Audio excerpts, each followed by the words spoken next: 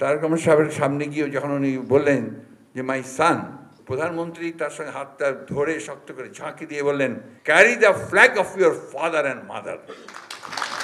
বিএনপিকে এত সহজে তুড়ি মেরে উড়িয়ে দেওয়া যাবে না। বিএনপি প্রমাণ করেছে, প্রতিবার প্রমাণ করেছে যে বিএনপি সেই ধ্বংসস্তূপ থেকে জেগে উঠতে জানে। প্রেসিডেন্ট জিয়া রহমান সাহেবের শাহাদাতের পরে অনেকে ভাবলো বিএনপি শেষ, বিএনপিকে আর খুঁজে পাওয়া যাবে না। কিন্তু সেই বিএনপি আবার আমাদের দেশনেত্রী বেগম খালেদা জিয়ার নেতৃত্বে আমাদের ছাত্র নেতা, যুব নেতাদের সঙ্গে নিয়ে আবার বিএনপি জেগে উঠেছে। আবারও পরবর্তীকালে আঘাত এসেছে। এই যে 15 বছর প্রতিটি মুহূর্তে বলা হচ্ছে বিএনপি শেষ, শত আপনার লোভ, লালসা, এই সমস্ত ঊর্ধ্বে উঠে আমাদের বিএনপির নেতারা কিন্তু একজোট হয়ে দাঁড়িয়ে থেকেছে। কারাগারে গেছেন, কারাগারে পর্যন্ত লোক পাঠানো হয়েছে, চলে আসো, তোমাকে এত টাকা দেওয়া হবে, এই করা হবে, ওই করা হবে। যায়নি কেউ, একমাত্র সাজানো বাদ দিয়ে অবশ্য।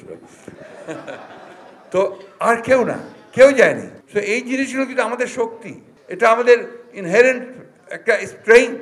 এই স্ট্রেংথটাকে কিন্তু আমাদের কাজে লাগাতে হবে। আর আমি মনে করি যে বিএনপির যে বিশাল একটা যুব সমাজ আছে, ছাত্ররাও এখন উঠছে, এইটাকে একটু ইনডক্ট্রিনেট করেন, তাদেরকে বিএনপির রাজনীতিটা মাথার মধ্যে ঢুকানোর চেষ্টা করতে হবে। এটা আমাদেরই করতে হবে, কিন্তু আমি আপনাদেরকে বলছি যে এই চেষ্টাটা আপনারাও করেন। কারণ ইনডক্ট্রিনেশন ছাড়া আপনার কখনোই আমি রাজনীতিকে শক্তিশালী জায়গায় নিয়ে যেতে পারবো না।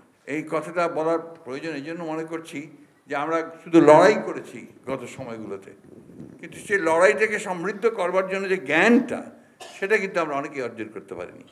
আজকে তা নাহলে যে কথাগুলো আমাদের শুনতে হচ্ছে, সে কথাগুলো হয়তো আমরা শুনতে পারতাম, হতো না আমাদের। তো একটা জিনিস মনে রাখবেন, আজকে যে প্রচার হচ্ছে, অপপ্রচার হচ্ছে, এর পেছনে কিন্তু একেবারে সুনির্দিষ্ট চক্রান্ত রয়েছে।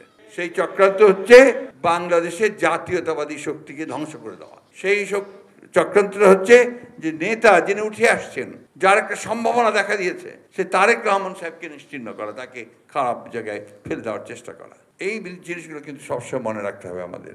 আমি বক্তব্য বাড়াবো না। আমি আবারও যারা ছেলের মতো তাদের কাছে বলি যে কোনো সময়, যে কোনো মুহূর্তে আমি সহযোগিতা করতে তৈরি আছি, দল তৈরি আছে, কিন্তু সেটাকে নিয়মতান্ত্রিক হতে হবে আর কি। এটা খুব বেশি প্রয়োজন। তোমাদেরকে আন্তরিকভাবে আবারও ধন্যবাদ জানাতে চাই। শত প্রতিকূলতার মধ্যেও তোমরা লড়েছো, লড়াই করেছো এবং জেগে থেকেছো। আজকেও তোমাদের সময় এসছে, এখন আবারও তোমরা সেইভাবে কাজ করো, সমস্ত সহযোগিতা আমাদের কাছ থেকে পাবে। তারেক রহমান সাহেবের সম্পর্কে একটা কথা বলি, শেষ করব। 2002 সালে আমার সুযোগ হয়েছিল দেশনেত্রী বেগম খালেদা জিয়ার সঙ্গে রাষ্ট্রীয় সফরে চীনে যাওয়ার। তো সেখানে প্রচণ্ড শীত ছিল সে সময়, ডিসেম্বর মাস, এত বরফ পড়ছিল যে বাইরে কোনো অনুষ্ঠান করা সম্ভব ছিল না। গ্রেট হলের ভেতরে ম্যাডামকে সেই আপনার গার্ড অফ অনার, তাকে রিসেপশন দেওয়া হলো। তারপরে যখন ম্যাডাম প্রধানমন্ত্রীকে নিয়ে, চীনা প্রধানমন্ত্রীকে নিয়ে, তার সঙ্গে যারা সফরে এসেছিলেন, গিয়েছিলাম আমরা, পরিচয় করে দিচ্ছেন। এই পরিচয় করতে করতে শরীফ সাহেব ছিলেন কিনা আমার মনে নেই, আমার পাশে ছিলেন আমানুল্লাহ আমান, তার পাশেই আমাদের নেতা তারেক রহমান সাহেব ছিলেন।